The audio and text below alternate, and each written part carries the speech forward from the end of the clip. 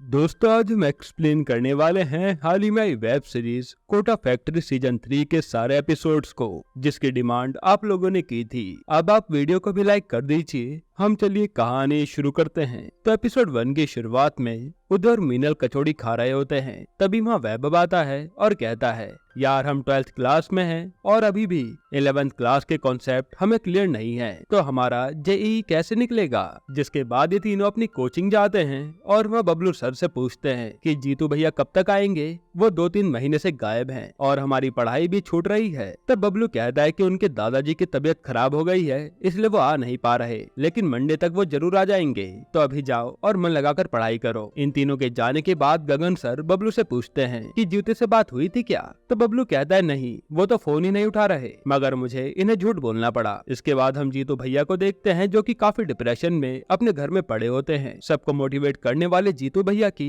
आज खुद की ऐसी हालत हो रखी थी कि बस वह पूरे दिन सिगरेट फूकते थे और दारू पीकर घर पे पड़े रहते थे। उन्हें घर की व्यवस्था का भी होश नहीं था। और ऐसी हालत जीतू की इसलिए हुई थी क्योंकि पिछले सीजन में एक लड़की मर गई थी। दरअसल पढ़ाई के प्रेशर के चक्कर में एक लड़के ने आत्महत्या कर ली थी और जीतू को लग रहा था कि कहीं न कहीं उस लड़की की मौत का जिम्मेदार वो भी है, इसलिए वो इतने डिप्रेशन में है। इसी बीच जीतू को अपने दोस्त ध्रुव का बार बार कॉल आ रहा होता है, लेकिन वो कॉल नहीं उठाता। फिर एक दिन वो अपने दोस्त का कॉल पिक कर ही लेता है और इन दोनों के बीच बात होती है। जीतू कहता है कि मैं तेरे पैसे जल्द से जल्द लौटा दूंगा, जिस पे ध्रुव कहता है कि मैंने पैसों की बात करी ही नहीं। तब जीतू पूछता है तो कॉल क्यों कर रहा था, जिस पे ध्रुव बताता है कि मेरे चाचा चाची अपने लड़के को कोटा भेजना चाहते थे, लेकिन वो कोटा भेजने में डर रहे थे, तो मैंने सोचा तेरी बात उनसे करवा दूं, लेकिन तूने तो फोन ही नहीं उठाया। खैर अब मैंने उनके लड़के को कोटा भेज दिया है और तू है तो सब देख ही लेगा। इधर एमर्स में वैभव अपने कजन को मिलने के लिए बुला रहा होता है और तब वो उधर मिनल को बताता है कि मेरा कजन आईपीएल के ट्रायल देकर आ रहा है। अब ये सुनते मिनल और उदय वैभव के कजन से मिलने के लिए एक्साइटेड हो जाते हैं। फिर यहाँ जीतू कोचिंग पहुँचता है, जिसे देख बबलू पूछता है कि तुम इतने दिनों से मेरा फोन क्यों नहीं उठा रहे थे। तब जीतू भैया कहते हैं कि मैं क्लास के बाद बात करता हूँ। इसके बाद जीतू क्लास में पढ़ा रहा होता है,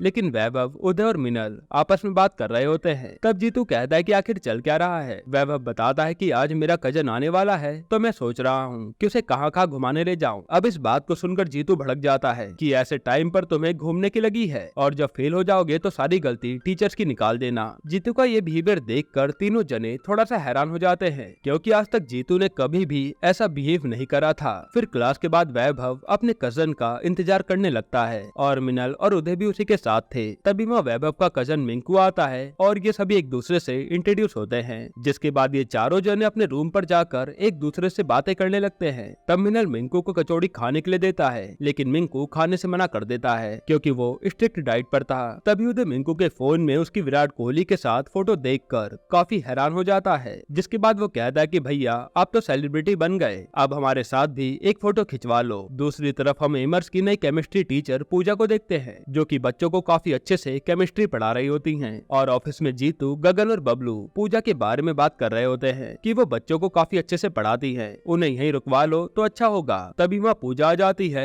और बबलू कहता है कि आप एक बार पूजा मैम से बात करके देखिएगा। इधर उधर मीनल तीनों लड़कियों को मिंकू से मिलाने ले आते हैं और शिवांगी तीनों को इंट्रोड्यूस करवाती है और मिंकू को बताती है कि ये वर्तिका आपके भाई की गर्लफ्रेंड है। फिर सभी जने मिंकू की काफी तारीफ करते हैं कि आप क्रिकेटर बन गए और आपका करियर तो सेट है। तब वैभव कहता है कि उसे ज्यादा परेशान मत करो, अभी उसका ट्रायल ही हुआ है और सिलेक्शन होना बाकी है। तब सभी जने क्रिकेट खेलने का डिसाइड करते हैं, लेकिन वैभव क्रिकेट खेलने से मना कर देता है और अकेले कमरे में बैठकर पढ़ाई करने लगता है। हालांकि बाकी लोग मजे से क्रिकेट खेल रहे थे। अब अगले दिन वैभव वर्तिका की प्रॉब्लम सॉल्व कर रहा था और उसकी प्रॉब्लम को सॉल्व करते हुए वो कहता है कि इतनी आसान प्रॉब्लम तुमसे सॉल्व नहीं हो पा रही, जाओ और खेलो क्रिकेट। और मिंकू का अभी सिलेक्शन नहीं हुआ है, उसने बस ट्रायल दिए हैं, जो तुम सब ने उसे सेलिब्रिटी बना दिया। तब वर्तिका कहती है अच्छा तो तुम्हें जलन हो रही है, यह कहकर वो उसे चिढ़ाने लगती है। इधर जीतू पूजा के पास जाता है और उससे पूछता है कि आप कब तक बच्चों को पढ़ाएंगी। तब पूजा कहते है कि मुझे भी बच्चों की चिंता है, इसलिए मैं बच्चों को बीच में छोड़कर नहीं जाऊंगी, पूरा साल खत्म होने के बाद ही मैं वापस जाऊंगी, क्योंकि ये कोटा मुझे अच्छा नहीं लगता। फिर हम वैभव को देखते हैं जो पढ़ाई कर रहा होता है। तभी उसकी माँ का फोन आता है और वो उसे बताते हैं कि मिंकू का आईपीएल में सिलेक्शन हो गया है। तब वैभव गुस्से में कहता है कि फिर तो मैं भी क्रिकेट खेलना शुरू कर देता हूँ और बन जाता हूँ क्रिकेटर। ये कहकर वो फोन काट देता है और उसे देखकर हमें समझ आ रहा था कि वैभव अपने कजन की सक्सेस को देखकर जेलस फील कर रहा है। फिर अगले दिन क्लास अटेंड करने के बाद वैभव सीढ़ियों से नीचे उतर रहा था, तभी वहाँ उदय और मिनल आकर उससे पार्टी मांगने लगते हैं कि तेरे भाई का आईपीएल में सिलेक्शन हो गया है, चल अब पार्टी दे। तब वैभव इन पर भड़क जाता है और कहता है कि जिसका सिलेक्शन हुआ है उसी से जाकर पार्टी मांग लो। अब इस चीज को जीतू देख लेता है और इन तीनों को ऑफिस में बुलाता है। फिर जीतू भैया वैभव से पूछते हैं कि आखिर हुआ क्या। तब वो बताता है कि मेरे कजन का आईपीएल में सिलेक्शन हो गया है, लेकिन अभी तक मेरा कुछ भी नहीं हुआ। मुझे तो ये भी नहीं पता कि मेरा जेई निकलेगा या नहीं, और अगर जेई निकल भी गया तो उसके 4 साल तक मुझे पढ़ाई करनी होगी। पता नहीं मेरा आईआईटी में होगा या नहीं। तब जीतू कहता है ठीक इसी तरह तेरे भाई को भी लगता होगा कि मेरा क्रिकेट में होगा या नहीं, लेकिन उसने कभी हार नहीं मानी और हमेशा मेहनत करता रहा। वैसे भी आजकल हर गली मोहल्ले में बच्चा बच्चा क्रिकेट खेल रहा है, तो अपने भाई का सक्सेस रेट तो खुद ही निकाल ले। और वैसे भी पढ़ाई करने का डिसीजन तेरा खुद का था, तो तू अपने आप को दोष मत दे और अपनी पढ़ाई पर फोकस कर। अब ये बात वैभव को समझ आ जाती है। फिर सीन कट होता है और हम जीतू भैया को साइकोलॉजिस्ट सुधा के पास बैठे हुए देखते हैं, जहाँ वो थेरेपी ले रहे थे। वो डॉक्टर से कह रहे होते हैं कि अब वो काफी अच्छा फील कर रहे हैं, वो बच्चों को काफी अच्छे से पढ़ा भी रहे हैं, तो अब उन्हें थेरेपी की जरूरत नहीं है। तब डॉक्टर सुधा कहती हैं, लेकिन अगर तुम्हें कभी भी मुझसे बात करनी हो या फिर थेरेपी लेने का मन करे तो तुरंत मेरे पास आ जाना। जिसके बाद जीतू भैया अपने घर पर पेंटर को बुलाकर घर में आए सीलन को ठीक करवा लेते हैं। उधर वैभव अपने कजन को फोन करके उसे कांग्रेचुलेट करता है। यहीं पर एपिसोड 1 खत्म होता है। एपिसोड 2 की शुरुआत में जीतू क्लास अटेंड कर रहा होता है और क्लास खत्म होने के बाद सभी बच्चे जाने लगते हैं। तब वैभव देखता है कि वर्तिका अभी भी कोई प्रॉब्लम सॉल्व कर रही है। पास जाने पर वर्तिका बताती है कि ये प्रॉब्लम मुझसे सॉल्व नहीं हो पा रही। तब वैभव उसे सॉल्व करते हुए कहता है कि इतनी आसान प्रॉब्लम तुमसे सॉल्व नहीं हो पा रही तो तुम क्या करोगी। खैर फिर हम जीतू को देखते हैं, जिसे बबलू कह रहा होता है कि आपको एक पॉडकास्ट देने जाना है, जिस वजह से हमारे एमर्स का नाम थोड़ा वायरल होगा।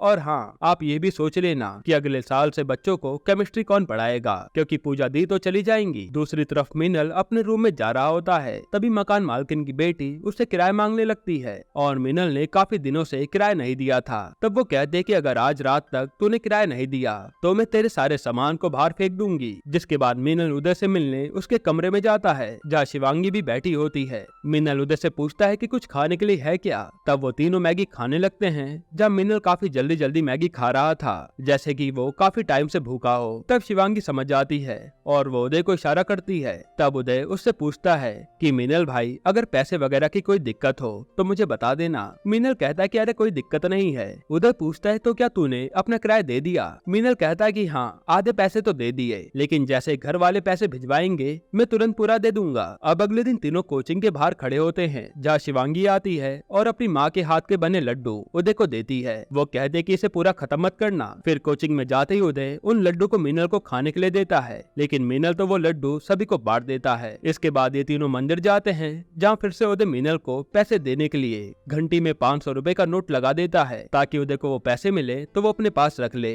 फिर जैसे मिनल घंटी बजाता है तो वो पैसे नीचे गिरते हैं, लेकिन मिनल तो उन पैसों को भगवान का आशीर्वाद समझकर मंदिर में ही दान कर देता है। दूसरी तरफ हम जीतू भैया को देखते हैं, जो कि पॉडकास्ट दे रहे होते हैं और वो बच्चों के बारे में बात कर रहे थे कि बच्चे कितनी मेहनत करते हैं और वो पढ़ाई में अपना पूरा दम लगा देते हैं। जिनमें से कुछ बच्चे तो आगे निकल जाते हैं, लेकिन जो बच्चे फेल हो जाते हैं उनके बारे में कोई बात ही नहीं करता। उन्होंने भी तो काफी मेहनत करी होती है उस मुकाम तक पहुंचने के लिए। यहाँ उनका कहना था कि एजुकेशन पॉलिसी में कुछ बदलाव तो होने चाहिए। साथ ही पॉडकास्ट के जरिए वो अपने कोचिंग एमर्स का भी प्रमोशन कर देते हैं। इधर मिनल के रूम में उससे मिलने वैभव और उदय आते हैं, जो उससे कहते हैं कि तू हमें दोस्त समझता ही नहीं है, क्योंकि तू हमें अपनी प्रॉब्लम नहीं बता रहा और ना ही हमसे कोई पैसे ले रहा है। तब मिनल कहता है कि मैं तुमसे पैसे नहीं ले सकता। अगर मैं तुमसे पैसे लूंगा तो मेरी सेल्फ रिस्पेक्ट का क्या होगा और मैं तुमसे ठीक से बात भी नहीं कर पाऊंगा। तब वैभव उसे समझाता है कि माना तेरी सेल्फ रिस्पेक्ट काफी बड़ी है, लेकिन तू अभी हमसे पैसे ले ले और बाद में दे दियो।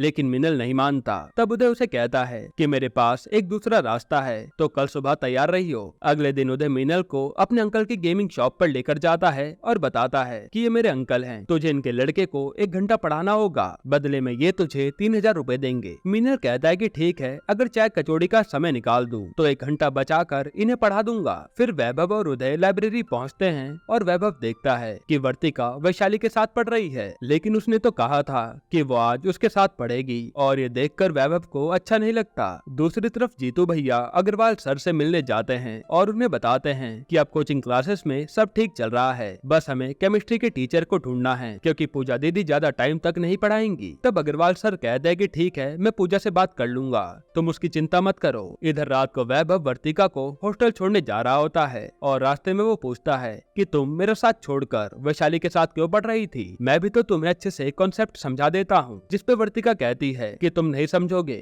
अगले दिन मीनल उस बच्चे को पढ़ाने जाता है, तभी उस बच्चे के पापा वहाँ आते हैं और वो मीनल को फीस दे देते हैं। वो कहते हैं कि इसकी बुआ का लड़का भी आपसे पढ़ना चाहता है, अगर आपके पास समय हो तो बता देना। लेकिन मीनल कहता है कि अभी मेरे पास समय नहीं है। हालांकि वो घर जाकर अपने टाइम टेबल को थोड़ा एडजस्ट करके समय निकालने की कोशिश करता है। हालांकि अब कहीं न कहीं ये 1 घंटा तो मीनल का टाइम बर्बाद हो रहा था। इसी बीच एक दिन वैभव मीनल को कॉल करता है और कहता है कि क्वेश्चन पेपर वाली बुक लेते आना। फिर आधे रास्ते में मीनल के पास उसी बच्चे का फोन आता है और वो कहते हैं कि सर मेरा कल पेपर है और मुझे कॉन्सेप्ट समझ नहीं आ रहे। तब मीनल कोचिंग जाने की जगह उस बच्चे के पास चले जाता है। अब शाम को वैभव और उदय साथ में बैठे होते हैं जहाँ शिवांगी भी होती है और वैभव मीनल पर भड़क रहा होता है कि तू आया क्यों नहीं। फिर वैभव उदय को बताता है कि मैं और वर्तिका भी बीच में डेट पर गए थे, हम दोनों के बीच सब कुछ सही चल रहा था, लेकिन अचानक से वर्तिका को पता नहीं क्या हो गया, उसने मेरे साथ स्टडी करना ही छोड़ दिया। अब ना ही वो मुझसे कुछ पूछती है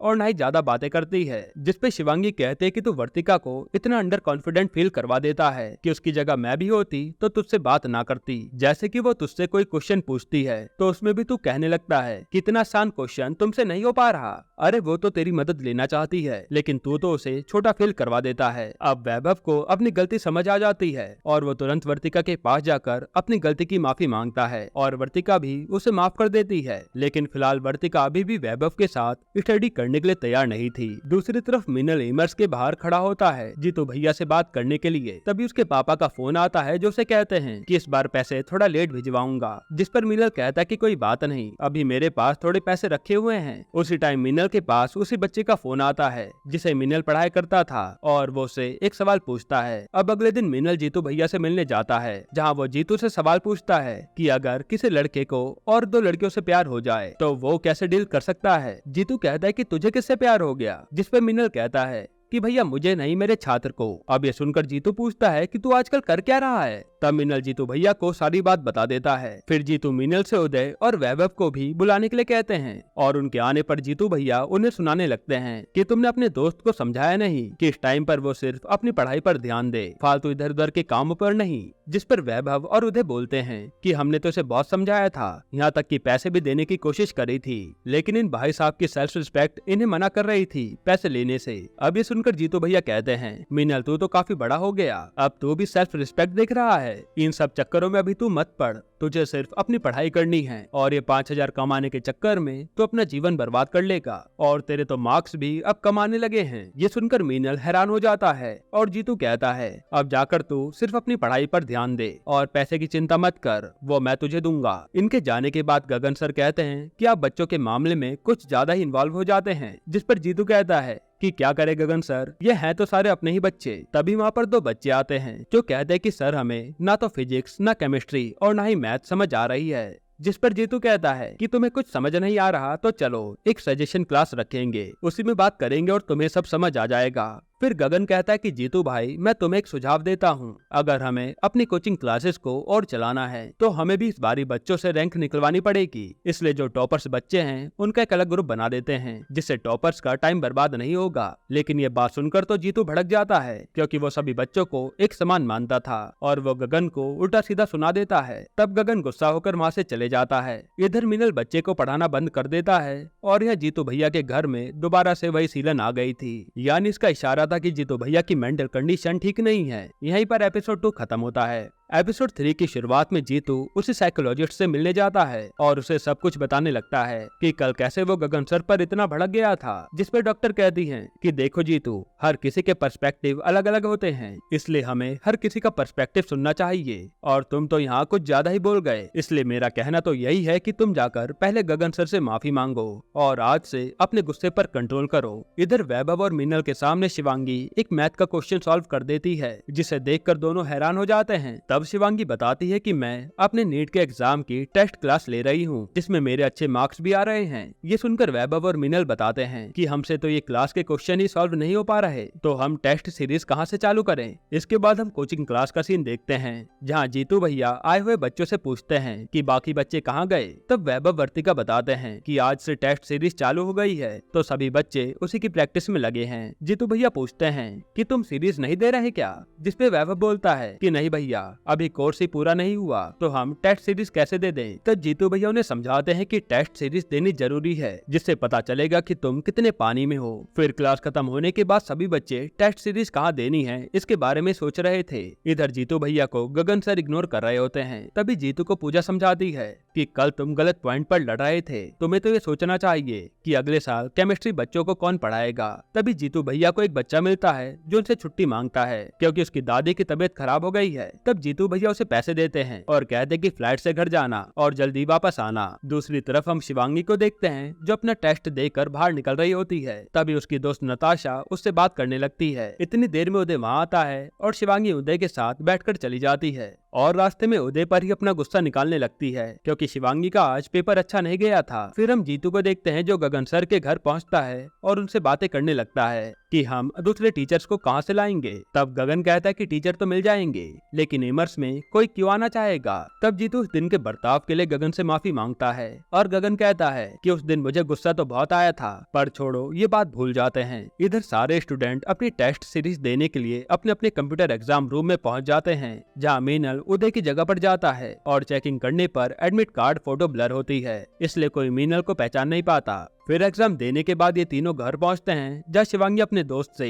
फोन पर लड़ रही होती है क्योंकि इन दोनों के टॉपिक्स पूरे नहीं हो रहे थे। तभी वहाँ मीनल और वैभव के बीच दो कचौड़ियों की शर्त लग जाती है कि कौन सबसे ज्यादा रैंक लाएगा। फिर अगले दिन टेस्ट में मीनल की रैंक अच्छी आती है और वो वैभव से जीत जाता है। फिर उसके अगले दिन वैभव जीत जाता है और ऐसे कभी वैभव जीतता तो कभी मीनल। फिर एक दिन वैभव कहता है कि हम दोनों एक दूसरे से कम्पीट करने के चक्कर में औरों को तो देखना ही भूल गए। कुछ लोग तो टॉप 10 से नीचे ही नहीं आ रहे और हमारा तो 9000 और 10000 रैंक में अटका हुआ है। फिर ये दोनों अपनी प्रॉब्लम लेकर जीतू भैया के पास जाते हैं। तब जीतू भैया कहते हैं कि तुम्हारे कॉन्सेप्ट्स पूरे हो रखे हैं तो अब बस तुम जाओ और पुराने पेपर्स निकाल कर उन्हें सॉल्व करने बैठ जाओ। अगले दिन कोचिंग के बाद शिवांगी उदय का इंतजार कर रही थी लेकिन उदय आता ही नहीं। तब वो नताशा से बात करने लगती है और दोनों ही एक टॉपिक में फंसे थे। फिर उदय आता है और शिवांगी उससे गुस्से में कहती है कि तू चले जा, मैं अपने आप आ जाऊंगी। इधर ऑफिस में जीतू को बबलू उसी लड़के की फोटो दिखाते हुए कहता है कि ये वही लड़का है जिसे आपने पैसे दिए थे फ्लैट से जाने के लिए अपनी दादी को देखने, लेकिन इस लड़के ने आपसे झूठ बोला था। इसकी कोई दादी की तबीयत खराब नहीं है। ऐसे लड़कों को अपने फ्यूचर की पड़ी नहीं होती और आप बेवजह इन लड़कों पर पैसे खर्चा कर देते हो। अब बबलू के कहने पर जीतू उसके पापा को कॉल करने लगता है लेकिन फिर अचानक से वो रुक जाता है और फोन साइड में रख देता है। यहीं पर एपिसोड 3 खत्म होता है। एपिसोड 4 की शुरुआत में जीतू भैया क्लास में बच्चों को समझा रहे होते हैं कि बोर्ड के पेपर में सब चीजें फुल लिखनी चाहिए। तब वैभव कहता है कि ये तो हमें आता ही है और जीतू भैया कहते हैं अच्छा चल एक क्वेश्चन सॉल्व करके दिखा। जिस क्वेश्चन को सॉल्व करने के बाद जीतू भैया उसकी काफी सारी गलतियां निकालते हैं और कहते हैं कि बोर्ड में जब तक फुल इंट्रो के साथ किसी भी क्वेश्चन को सॉल्व नहीं करोगे तब तक मार्क्स नहीं मिलेंगे। तभी वह बबलू आता है और जीतू को बताता है कि आपसे कोई मिलने आया है। फिर हम देखते कि जीतू भैया से राजस्थान एजुकेशन मिनिस्टर के सेक्रेटरी मिलने आए होते हैं जिनका नाम मनविंदर चौहान होता है। उन्होंने जीतू भैया का पॉडकास्ट देखा था जिसमें जीतू ने एजुकेशन पॉलिसीज बदलने की बात करी थी। उस बात से प्रभावित होकर वो जीतू से मिलने आए थे। फिर चौहान जी जीतू से पूछते हैं कि आपको गवर्नमेंट की किस पॉलिसी से दिक्कत है। तब जीतू उन्हें सब चीज बताता है जिसे सुनकर वो जीतू से कहते हैं कि हम कॉम्पिटिटिव एग्जाम देने वाले बच्चों के लिए एक नई पॉलिसी बना रहे हैं जिसके लिए हमने एक टीम बनाई है और उस टीम का हिस्सा हम आपको भी बनाना चाहते हैं। जिस पर जीतू कहता है कि मैं तो बस एक टीचर हूँ। तब चौहान जी कहते हैं कि हमें एक टीचर की ही जरूरत है। उन्हीं के पॉइंट ऑफ व्यू से हम सोचना चाहते हैं कि हम पॉलिसी में क्या क्या बदलाव करेंगे, लेकिन इसके लिए जीतू को जयपुर जाना पड़ेगा और जीतू सिचुएशन में अपने बच्चों को छोड़कर जयपुर नहीं जा सकता। तब चौहान जी जीतू को समझाने लगते हैं कि पॉलिसी मेकिंग ज्वाइन करने से आप काफी लाखों बच्चों का जीवन सुधार सकते हैं, लेकिन जीतू कुछ दिनों का समय मांग लेता है। दूसरी तरफ वैभव मैथ की क्लास ले रहा होता है जहाँ काफी बच्चों को एक सवाल में दिक्कत होती है। तब मैथ के सर कहते हैं कि तुम इतना इजी क्वेश्चन नहीं कर पा रहे तो तुम मैथ का पेपर कैसे करोगे, और इस बार का पेपर तो आईआईटी बॉम्बे बना रहा है। 2015 में भी आईआईटी बॉम्बे ने ही पेपर बनाया था। इतने ट्रिकी क्वेश्चन थे कि बच्चे सॉल्व ही नहीं कर पा रहे थे। अब ये बातें सुनकर सभी बच्चे काफी घबरा जाते हैं। फिर रूम पर पहुंचकर वैभव मीनल को सारी बातें बताता है। तब मीनल कहता है कि अच्छा, मैं तेरे रूम पर आ रहा हूँ 2015 का पेपर लेकर। दोनों साथ में बैठकर सॉल्व करते हैं। दूसरी तरफ हम उदय को देखते हैं जो अभी तक गेम खेल रहा था। फिर रात को जब वो घर जाने लगता है तो उसका दोस्त उसे ड्रिंक ऑफर करता है। पहले तो उदय मना करता है लेकिन बाद में वो ड्रिंक कर ही लेता है। इधर मीनल और वैभव पेपर सॉल्व करते हैं तो उनके ज्यादा अच्छे नंबर नहीं आते। इस वजह से वो और भी टेंशन में आ जाते हैं। अब अगले दिन क्लास में जीतू भैया देखते हैं कि उदय, वैभव और मीनल में से कोई भी नहीं आया है। तभी बबलू आकर बताता है कि उदय का एक्सीडेंट हो गया है। जिसके बाद जीतू भैया सीधा हॉस्पिटल पहुंचते हैं और देखते कि उदय के पैर में फ्रैक्चर हुआ है और सर में थोड़ी सी चोट लगी है। तभी वहाँ उदय के मम्मी पापा आते हैं और सभी को पता लगता है कि उदय तो ड्रिंक कर गाड़ी चला रहा था, जिस वजह से वो नीचे गिर गया और उसके चोट लग गई। तब उदय की माँ उस पर चिल्लाने लगती है। फिर हम जीतू को देखते जो दोबारा से साइकोलॉजिस्ट के पास जाता है और उन्हें बताता है कि ये सारी गलती मेरी ही है। मैंने उदय पर ज्यादा ध्यान नहीं दिया। अगर मैं ध्यान देता तो वो ऐसी हरकत कभी ना करता। तब डॉक्टर जीतू को समझाती हैं कि इसमें तुम्हारी कोई गलती नहीं है। ड्रिंक उसने करी तो उसी की गलती है। वो कोई छोटा बच्चा नहीं है और तुम बच्चों की हर बात को अपने आप से इतना मत जोड़ा करो। आज से तुम बच्चों से थोड़ा डिटैच हो जाओ, तभी तुम अपने आप को हील कर पाओगे, वरना तुम्हारी तबीयत दिन पर दिन बिगड़ती जाएगी। जिसके बाद हम अग्रवाल सर को देखते हैं जो पूजा से बात कर रहे होते हैं और यहाँ पता चलता है कि पूजा उन्हीं की बेटी है। अग्रवाल सर पूजा से पूछते हैं कि तुम एमर्स में क्यों पढ़ाना नहीं चाहती। पूजा बताते कि वो तुरंत जयपुर जाना चाहती है और कोटा में नहीं रुक सकती क्योंकि कोटा के लोग अब बच्चों का मास प्रोडक्शन करने में लगे हैं और वो ये सब नहीं देख सकती। तो अग्रवाल सर उसे समझाते हैं कि ये तो हर जगह की कहानी है, धीरे धीरे तुम्हारे जयपुर में भी यही होगा। इस चीज को सुधारेगा कौन? आज तुम जैसे टीचर ही तो हैं जो इस चीज को सुधार सकते हैं। फिर अगले दिन जीतू भैया सभी बच्चों की क्लास लेते हैं और उन्हें कहते हैं कि आगे आने वाली क्लासेस को मिस मत करना, उसमें काफी इंपॉर्टेंट टॉपिक समझाए जाएंगे। फिर कुछ बच्चे मीनल और वैभव का मजाक उड़ा रहे होते हैं क्योंकि उनसे 2015 का पेपर अच्छे से सॉल्व नहीं हो पाया। तभी वर्तिका आकर उन्हें बताती है कि बोर्ड और मेंस एग्जाम के बीच गैप काफी कम है, तो हम प्रिपेयर कैसे करेंगे। अब ये सुनकर वैभव भड़क जाता है और काफी लंबा चौड़ा डायलॉग बोलने लगता है। वो उसमें कहता है कि इन्होंने हमें समझ क्या रखा है, पहले हम बच्चों की रेड मारो, इतना पढ़ाओ लिखाओ और फिर पेपर प्रिपेयर करने के लिए भी हमें वक्त मत दो। यहाँ वैभव चुप ही नहीं हो रहा था। तब गगन सर उसे पानी पिलाकर शांत करवाते हैं और वो सबको समझाने लगते हैं कि पेपर तो हर बार ही ऐसा ही आएगा, तो क्या तुम हर बारी इतना डर कर रहोगे। चिंता मत करो, अपनी प्रिपरेशन पर ध्यान दो, पेपर अच्छा ही होगा। अब यहाँ से मीनल, वैभव और शिवांगी उदय से मिलने हॉस्पिटल जाते हैं। तब उदय बताता है कि उसके मम्मी पापा वापस उसे घर पर ले जा रहे हैं। तब मीनल जीतू भैया को फोन करके बताता है कि उदय के मम्मी पापा उसे कोटा से ले जा रहे हैं। तो जीतू भैया और पूजा दीदी तुरंत हॉस्पिटल पहुंचते हैं उदय के मम्मी पापा को रोकने के लिए। फिर वहाँ उदय की मम्मी जीतू भैया पर ही चिल्ला पड़ती है कि हमने आपकी जिम्मेदारी पर अपने लड़के को छोड़ा था, लेकिन आपने हमारे लड़के पर ध्यान ही नहीं दिया। ये यहाँ पर दारू पीने लग गया और पूरे दिन गेम खेलता रहता है। तब जीतू भैया गुस्से में कहते हैं कि आपका लड़का है, आप ले जाइए। और पूजा दीदी सिचुएशन को संभालते हुए उदय की माँ से बात करती हैं कि आप उदय को यहाँ से ले जाएंगे तो सब ठीक हो जाएगा क्या। उदय की माँ कहती है कि मैं इस पर पूरी पाबंदी लगा कर रखूंगी। जिस पर पूजा दीदी कहती हैं कि जब वो कॉलेज जाएगा तो क्या उसकी संगत नहीं बिगड़ेगी, या फिर जब वो नौकरी करेगा तो वो क्या नहीं बिगड़ सकता। आप कहाँ कहाँ उस पर ध्यान रखेंगी, आप बस अपने बेटे को तैयार कर सकती हैं, उसका हर समय ध्यान नहीं रख सकती। तब उदय अपने मम्मी पापा के सामने रोते हुए सॉरी कहता है और उसकी माँ कहते है कि ठीक है, जब तक तेरे पेपर नहीं हो जाते मैं तेरे साथ ही रहूंगी। ये सुनकर सभी दोस्त खुश हो जाते हैं कि उदय यहाँ से कहीं नहीं जा रहा। फिर हम पूजा को देखते हैं जो जयपुर के लिए रिजाइन लेटर लिख रही होती है क्योंकि अब उसने कोटा में रहने का मन बना लिया था। यहीं पर एपिसोड 4 खत्म होता है। एपिसोड 5 की शुरुआत में पता लगता है कि उदय का प्लास्टर खुलने वाला है। तब शिवांगी एक्साइटेड हो जाती है और उदय से कहते हैं कि अब ठीक है, तेरी माँ को तेरे कच्छे नहीं धोने पड़ेंगे, तेरी माँ को तेरे कच्छे नहीं बदलने पड़ेंगे, वैसे तेरा एक कच्छा मेरे पास भी पड़ा है। तब उदय कहता है कि एक बार पीछे मुड़कर तो देख। और जैसे शिवांगी पीछे मुड़ती है तो पीछे उदय की माँ वहीं बैठी होती है, जिन्हें देखकर शिवांगी हैरान हो जाती है कि वो उदय की माँ के सामने क्या क्या बोल गई। तभी उन सभी को पता लगता है कि उनका मेंस क्लियर हो गया है, जिस न्यूज को सुनकर वो सभी काफी खुश होते हैं। इधर ऑफिस में सभी टीचर खुश होते हैं कि उनके बच्चों का मेंस क्लियर हो गया। तभी जीतू भैया कहते हैं कि मैं कॉलेज और कोटा दोनों छोड़कर जा रहा हूँ। ये सुनकर सभी टीचर हैरान हो जाते हैं और इसकी वजह पूछने लगते हैं। जीतू भैया बताते हैं कि वो एजुकेशन मिनिस्ट्री में जाना चाहते हैं पॉलिसी मेकिंग के लिए। अब उन्होंने अपना मन बना लिया था तो वह इस चीज से पीछे नहीं हटेंगे, लेकिन वो अभी नहीं जा रहे। बच्चों की जेईई एडवांस होने के बाद ही वो कोटा छोड़ेंगे। फिर सभी टीचर्स क्लास में जाकर सभी बच्चों को बधाई देते हैं जिनका मेंस क्लियर हो गया था और कहते हैं कि अभी आपको मजे नहीं करने, बस थोड़ी सी मेहनत और करके एडवांस भी क्लियर कर लो, फिर मजे ही मजे हैं। जिसके बाद उदय, मीनल, वैभव और वर्तिका साथ में बैठकर पढ़ाई कर रहे होते हैं। तभी वहाँ पर शिवांगी आती है जो सबको बताती है कि उसका नीट एग्जाम क्लियर हो गया है और अब वो अपने पेरेंट्स के साथ घर जा रही है। फिर शिवांगी इमोशनल होकर सभी को गले लगाती है और सबको ऑल द बेस्ट बोलकर चली जाती है। इसके बाद सब जने अपनी पढ़ाई में लग जाते हैं और इस बार उदय भी पढ़ रहा होता है। फिर कुछ दिन बीत जाते हैं और अगले दिन एडवांस का पेपर होता है। तो रात को वैभव वर्तिका को कॉल करता है और कहता है कि हम दोनों के सेंटर भी अलग अलग जगह पर हैं, तो हम एक दूसरे से मिल नहीं पाएंगे।